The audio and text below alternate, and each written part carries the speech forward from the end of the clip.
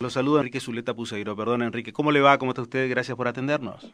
Muy bien, encantado de escucharlo. La verdad, desde esta mañana, ayer ya tenía la agenda del programa del día de hoy, y esta mañana lo sacamos primeramente a Francisco de Santibáñez. ¿Quién es Francisco de Sí, Santibáñez? Es licenciado en Economía Empresarial, magíster en Economía y Relaciones Internacionales, especialista en política y economía internacional. Y cuando uno entra a buscar un poquito más sobre parámetros de quién era, y bueno, y terminé preguntándole precisamente que tenía que ver con Fernando, me dijo, soy el hijo.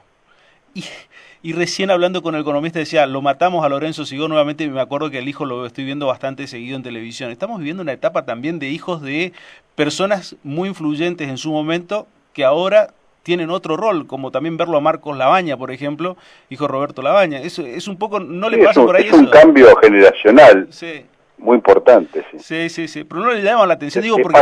Pasa en los propios sindicatos, aunque todavía no se note, y Ah, aparezcan todavía los viejos mascarones de proa, y en mm, la política también está ocurriendo, y lo va a ver usted en las listas, mm. esta elección que viene, donde va a haber una renovación importantísima que ya veíamos desde el Mm. 2011, ¿no? Sí. Y lo primero que me viene a la mente es los Moyano, ¿no? Los hijos de Hugo Moyano con otro tipo de rol.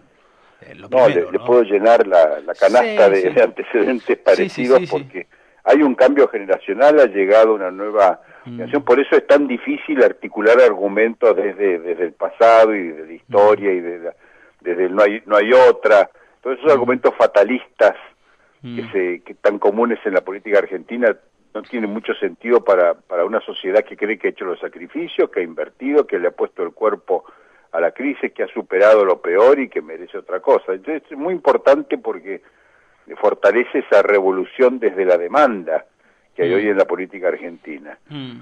Ahora, ¿la demanda de la sociedad es mirando un poco hacia atrás o en realidad la demanda de las nuevas sociedades o de la nueva sociedad es mirando exclusivamente hacia adelante?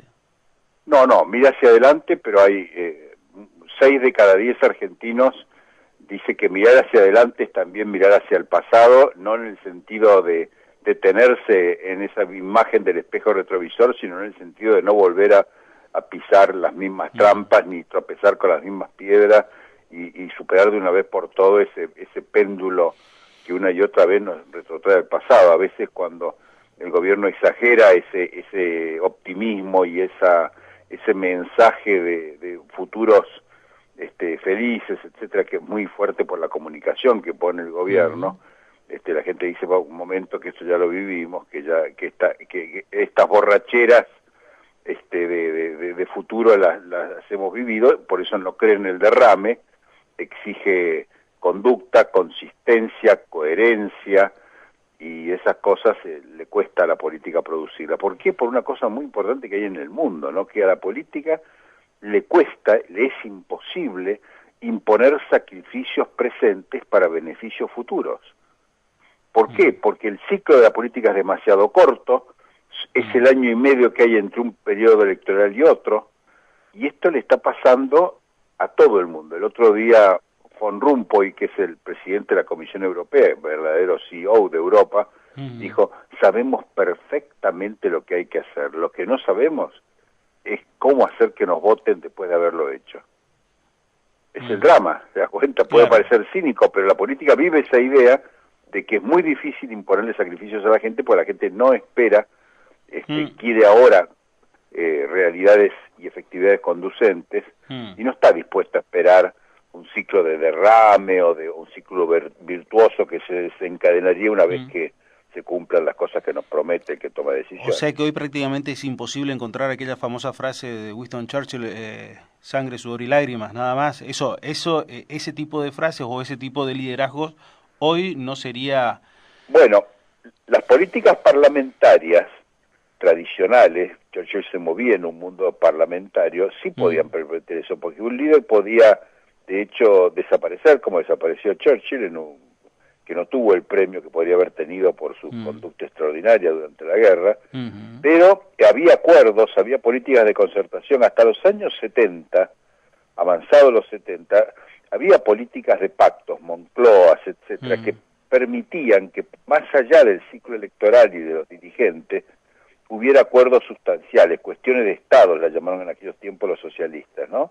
mm, Pero la verdad es que la política se ha ido presidencializando, se ha ido corporizando, encarnando en figuras que todo el cronograma y todo el programa y toda la agenda de la política se centra en su persona. Entonces eso le da un componente de fugacidad a la política y en el fondo de desconfianza, porque se sabe que no hay acuerdo más allá de la voluntad de los que lo firman. Todo el sistema lleva a que la gente tenga mayor poder y esto hace que las necesidades de la gente se cumplan, o mejor dicho, tengan menos plazos, menos tiempos para Sí, y no solucionarlo. solo las necesidades, sino también las expectativas, porque un gobierno, si sabe, vamos a mantener el sentido de orientación, la gente lo acompaña, aunque las necesidades no estén satisfechas y aunque los datos no acompañen. Viceversa, cuando el gobierno pierde esa capacidad para proyectar un sentido de orientación, la gente se guarda, se protege, se recluye, cunde la desconfianza. Fíjese en la Argentina de hoy, con ese optimismo del 70% de la gente que dice las cosas van a mejorar y que el gobierno va a derrotar la inflación, ese círculo que todavía hay una expectativa muy positiva que vence los datos de hoy. Se acaban de ir 25.000 millones de dólares, que si usted los compensa con los 14.000 que entraron, tiene un poco mitigada la cuestión, pero se fueron 25.000 millones en el dólar ahorro y en el dólar turismo y en las diversas formas de la gente de atesorar para protegerse del futuro, en una época de gran revolución de expectativas. Es tremendo. Ahora, la sociedad, hay varios puntos abiertos. ¿Qué es lo que más demanda? Digo, porque hay algunos que demandan la economía, otros que miran especialmente el tema de la inflación dentro de la economía, otros que dicen dentro de la economía también está el trabajo, otros miran y dicen la inseguridad. ¿Qué es lo que más demanda? Por ejemplo, el correntino, ¿qué es lo que más demanda? Bueno, todos tienen esa preocupación extraordinaria por la seguridad, no la seguridad ciudadana, sino la seguridad en todo sentido.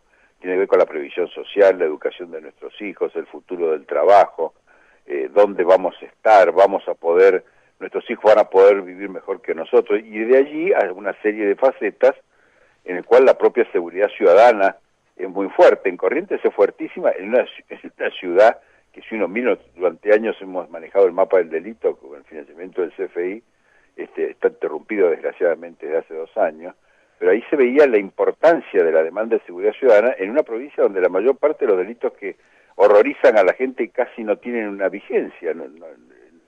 Sin embargo, las imágenes del desquicio del sistema de seguridad ciudadana se proyectan en los correntinos como se proyectan en el habitante de cualquier lugar, incluso algunos donde esos delitos prácticamente no existen, más que las pantallas de la televisión. Pero creo que el trabajo es el tema central, aunque a veces se hable de la inflación o de los precios. Es decir, la idea de continuidad, el miedo a perder el trabajo no es tan grande como antes, porque realmente un 60% no tiene miedo de perder el trabajo, pero también en el supuesto de que lo perdiera, le pregunta a usted, bueno, ese 60% dice, difícilmente podría yo conseguir un trabajo de calidad equivalente al que tengo. Tiene mucho que ver también con que ese trabajo es básicamente público, primariamente público o secundariamente público, ¿no? O sea que la gente tiene el temor de si pierde el trabajo, no recuperar un trabajo de las mismas condiciones. Ya no teme perderlo en este momento, tanto como antes. Antes era 60% temía perderlo, hoy es 60% el que no teme perderlo. Pero si usted así todo lo perdiera, ¿cree usted que conseguiría un trabajo de calidad equivalente o de solidez equivalente al que tiene? No, 60%. O sea, se sabe uno situado en una posición de provisoriedad. Ve que las cosas no funcionan, pero no creo que eso le lleve a imputar a la política ni al gobierno, porque en el mundo hoy, el trabajo que tenemos en la Argentina y el trabajo que buscamos destruye empleo. Hoy la economía transaccional va desapareciendo. Cuando un señor se compre el iPhone 7, ¿no es cierto? Seguramente va a prescindir de 2 o 3 secretarias. Me decía el otro día el abogado de una importante firma láctea que del interior del país, decía, éramos 4 abogados y 2 empleados. Hoy somos 9 abogados y ningún empleado. Un director de asuntos jurídicos. Fíjese, entonces muchos aspectos de las cosas que pedimos y buscamos y reclamamos en materia de empleo tienen que ver con áreas donde el empleo está desapareciendo, aquí incluso en lugares con mucha eficiencia. No estamos capacitándonos para una sociedad donde el empleo tradicional tiende a desaparecer, Sí. pero no porque no haya trabajo, sino porque se multiplica en otras formas de trabajo. Hace unos 3 años el 2014 el Banco Mundial dedicó su informe anual al tema el del empleo, Jobs, se llama empleo, para investigar en 160 países dónde se estaba creando empleo. Y todas las formas de emergencia del empleo nada tenían que ver con el empleo tradicional que estamos acostumbrados y mucho menos a ese empleo que regulan las regulaciones como la de Argentina, que están ancladas en el año 45. Pero, habíamos progresado muchos años, pero hemos retrocedido gravísimamente. Cualquier pyme ve con horror la posibilidad de generar trabajo porque sabe el costo del trabajo, sabe el pleito, sabe el componente de conflictividad laboral y sabe los impuestos al trabajo que caen tremendamente sobre las posibilidades de los jóvenes que no pueden acceder a sus primeros empleos. Sí, también en eso me quedé pensando, estamos en un estancamiento educativo, digo, pensando en lo siguiente, ¿no? Porque las demandas económicas nos llevan a que existan lugares que mano de obra calificada no se tenga, pero sí en sociedades como las de Corrientes uno encuentra en demasía abogados o la formación de las por eso el sistema tradicionales. se ha anquilosado, tiene que generar alternativas nuevas que tengan que ver con el tipo de trabajo que tenemos en el futuro. Usted habló de abogado, yo soy profesor de Derecho en Corrientes y profesor de Derecho en Buenos Aires, hace 30 años tengo mi cátedra. Yo me doy cuenta que estamos educando abogados para una profesión que no sabemos cómo va a ser. Ese joven que se recibe en 6 años, no sabemos cómo va a ser la profesión. De hecho, en Corrientes, el abogado sigue siendo capacitado para el pleito, una sociedad en la cual casi no hay estudios jurídicos. Va a poder ir a trabajar a sus estudios jurídicos si tiene un padre abogado, ¿no es cierto? O si es amigo del hijo del que tiene del abogado. Entonces, ese abogado tendría que ser preparado para múltiples tareas. Hay 14 o 15, en mi caso de Corrientes lo hemos estudiado en el Observatorio para Graduados, que ha promovido la decana Torres en su facultad. Hay hoy 14 o 15 alternativas para ejercer la profesión que nada tienen que ver con la imagen tradicional del abogado pleitero. Eso es lo que hay que buscar. Necesitamos abogados, médicos, arquitectos, ingenieros. No son profesiones superadas, son profesiones que, vistas en la perspectiva de los cambios que vienen, hay que resignificarlas. Pero también hay muchísimos aspectos de la capacitación y de la formación profesional y de la educación de los jóvenes que los tenemos que afrontar cuanto antes, porque viene un mundo más dinámico, exigente, que tiene oportunidades laborales, pero tenemos que estar preparados para que nuestros hijos y nuestros nietos los puedan conseguir. Y para eso hay que preparar a la persona para tomar decisiones, para obrar con autonomía, para cultivar la curiosidad, para tener capacidad de competir, de emprendedorismo, en la innovación. Son cosas indispensables. Yo no soy afecto a las aclaraciones, Enrique, pero permítame 2 segundos para decir que en realidad esto no quiere decir que uno no tiene que estudiar abogacía. Esto quiere decir que uno tiene que formarse y siempre estudiar lo que pueda y para mejorar. Lo que decimos hay que seguir la vocación, no hay que tenerle miedo a la vocación tradicional. Lo que hay que buscar en esa vocación tradicional son las facetas de la innovación, de la cosa que viene. Toda profesión, toda manera de ejercer el trabajo, incluso no profesional y no universitaria, tiene su oportunidad, tiene su chance. Lo que hay que saber es estar preparados, tener autonomía, tener curiosidad, tener capacidad de tomar decisiones, tener capacidad sobre todo de ejercer independencia de criterio, que eso es lo que buscan los mercados de trabajo. No buscan títulos, no buscan papeles, buscan personalidades con autonomía, con fuerza, con seguridad en sí mismo, y esas cosas tienen que ver con cosas que antes no veíamos. Hoy todas las reformas del plan de estudio tienen que ver con cultivar y fortalecer las capacidades, las aptitudes, más que los contenidos concretos de lo que se estudia o se aprende. ¿Realizó algún trabajo en el corto plazo aquí en Corrientes? En Corrientes estamos todos los meses haciendo nuestro monitor sin parar. Desde el año 85 tenemos una medición mensual en Corrientes. A veces eso toma más estado público porque le interesa a los políticos y a veces no, pero nosotros no detenemos nunca el monitoreo del aspecto económico, social, de las expectativas, de las áreas de gobierno, analizamos la oposición, analizamos los candidatos. No difundimos mucho porque estamos un poco fuera de la política, pero que tenemos un monitoreo puntual mejor que el que tiene el gobierno y el que tiene la oposición, póngale toda la seguridad. No lo dudo, pero la pregunta no va directo hacia qué político sería o no, pero Sí. la reforma constitucional, que tuvo mucho eco en su momento cuando usted dijo entre el 60 y el 70% de la sociedad correntina no quería, no le interesa una reelección, ¿la reforma constitucional forma parte de la agenda de la gente? ¿La gente ve eso como una cosa positiva? En este momento ha ido mejorando la percepción de la reforma en la medida que le ha desaparecido el componente de la es decir, el componente político.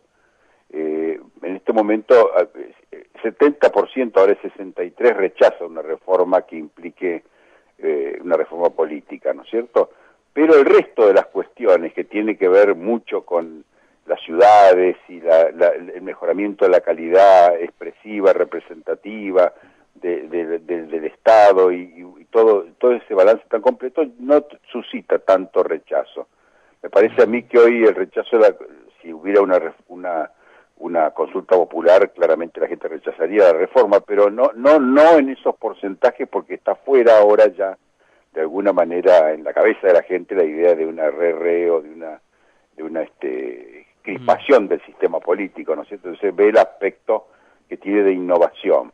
Ahora, así todo, está claro que Corrientes, si uno mira hoy en todos los diarios nacionales, está la repercusión de las cifras del presupuesto en las economías provinciales. Se inicia mañana incluso una importantísima reunión nacional sobre economías provinciales y se reúnen a mediados de la semana todos los intendentes del país. En la primera gran reunión de ciudad. Allí Corrientes se ve la oportunidad que tiene. El presupuesto que viene es un presupuesto que contempla Corrientes en un lugar central, mejora notablemente. Los casos de Corrientes y Mendoza son los más notables, lo señala la Nación en su primera plana de hoy. Entonces me imagino que un correntino medio está queriendo, bueno, ¿y para mí qué estará queriendo decir? Claro. Ahora, si ve que la política se entretiene en la reforma constitucional, lo que me parece que explica por qué hay una especie de desaceleración del apoyo a muchas áreas de gobierno donde no se ve que haya ideas, propuestas y el ritmo a que obliga esta oportunidad extraordinaria que tiene hoy la provincia. Hace muchísimos años que Corrientes no enfrenta un panorama tan positivo hacia el futuro, teniendo en cuenta las cifras que muestra, por ejemplo, es solo un ejemplo, el presupuesto nacional. O sea, la política se tiene que poner rápidamente en función de esa sintonía, que es una sintonía de cambio, de innovación, de aprovechamiento de oportunidades, y no perder para nada el tiempo en un aspecto de la política, que es la política electoral. Es una política que le interesa a los políticos, pero que me parece puede llevar a perder esa oportunidad extraordinaria que tiene la provincia. ¿Y por qué está ahí la provincia? Bueno, porque ha tenido una gran gestión de gobierno. En el caso de Colombia, todos estos años, hoy está recogiendo, cosechando esto, pero me parece que el asunto es dar con un componente de innovación y de mejoramiento de gestión muy fuerte en el próximo año para llegar a las elecciones, demostrándole a la sociedad que se está en plenas condiciones de aprovechar la oportunidad que ofrece el país. Sí, es indudable que uno puede llegar a hacer ese tipo de análisis, pero contrasta con una cosa que le ocurre en el día a día, que cuando uno se encuentra con un político, lo primero que le habla y le dice, hay número, no hay número, están como que la política está por eso la aritmética, ¿no? Es la aritmética muy mezquina de la política. Ahora, la gente está dispuesta a tolerarle, ya no dice que se vayan todos. Está dispuesto a tolerarle a los políticos esa aritmética mezquina, eso que decía Von Rumpoy, que le decía, mire, sabemos qué hacerlo, pero no lo hacemos porque si lo hacemos, ¿quién nos vota?, ¿no es cierto? Pero la verdad de las cosas es que esa tolerancia y esa paciencia puede terminar. La gente puede pegar un sartenazo como ha hecho en muchas provincias. Fíjese usted el caso de Chaco. Chaco, el gobernador Pepo ha dado vuelta a la torta totalmente, o Bordet en Entre Ríos. Hay muchos gobernadores que han producido cambios, incluso en la estructura que los llevó al poder, donde venían porque no había otra, ¿no es cierto? Hoy están liderando procesos de cambio, están teniendo unos accesos, caso de Insfrang. ¿Usted quiere político más ascribible a la tendencia anacrónica de la política? Bueno, es la provincia que mejor está aprovechando las oportunidades económicas. O el caso de Neuquén, 50 años de gobierno del MPN, es por lejos la provincia que mejores resultados se está obteniendo, porque tienen capacidad de proyecto, tienen capacidad de formular, están absolutamente instalados en este ritmo de innovación que rige en la economía y en la política argentina. Se están ayornando a los tiempos que vive, a los tiempos de la sociedad, a los tiempos de cambio.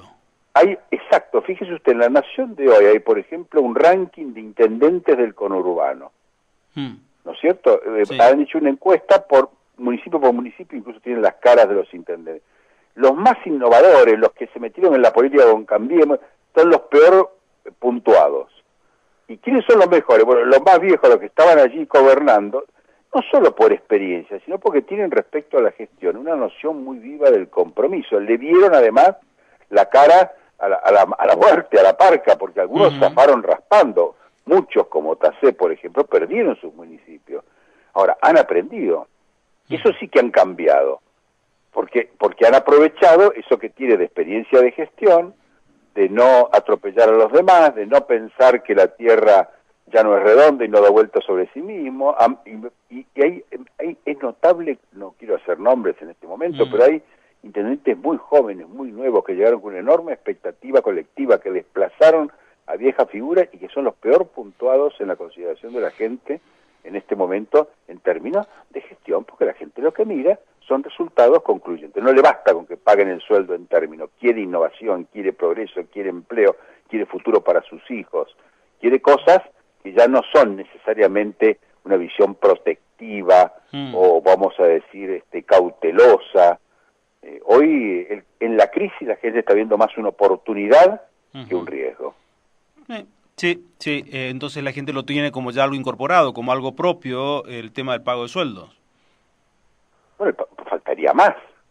Faltaría más que usted me venga a vender que paga los sueldos. En todo el país se pagan los sueldos y si no se pagan, los gobiernos cambian y eso no es una cosa que venga de la política, eso es mío, es un derecho y eso es bueno. Me parece que esa es una democracia consolidada. Hoy lo que le pide a los gobiernos es innovación, es empleo, ideas, cambio generacional, hacerse cargo de las dimensiones que plantea la oportunidad. Pasa, por ejemplo, con la obra pública. El gobierno le tiene mucha confianza a la obra pública y a los gobernadores y los intendentes. La obra pública es sinónimo de política, ¿no es cierto? Claro. Pero la gente sabe que la obra pública es pan de hoy y hambre de mañana. La obra pública no significa nada en términos de progreso y de consolidación y de fortalecimiento de un sistema económico moderno.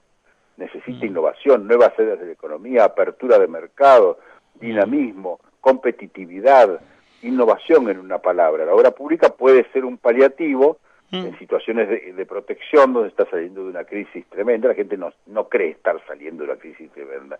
Sale de una crisis política tremenda, pero no de un país con unas oportunidades extraordinarias. Por eso los gobernantes, sean gobernadores o sean intendentes, incluso el propio presidente, tienen mejores registros de apoyo y de evaluación de desempeño que la mayor parte del resto de América Latina, y eso hay que mirarlo en perspectiva. ¿Por qué?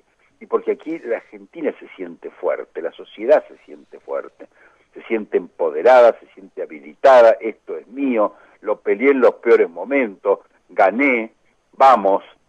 Esas cuestiones son las que obligan a la política y que generan esta especie de revolución desde la demanda que tienen hoy en todo el país los ciudadanos, especialmente en Corrientes, que es una provincia que ha hecho muy bien los deberes, ha hecho todos los sacrificios y ve que incluso esto es reconocido a nivel nacional. Ahora lo que le pide a sus políticos es una velocidad y un dinamismo y una capacidad de proyecto y de concreción inmediata, y eso es lo que tal vez es el principal desafío que tiene la política, la del gobierno y la de la oposición.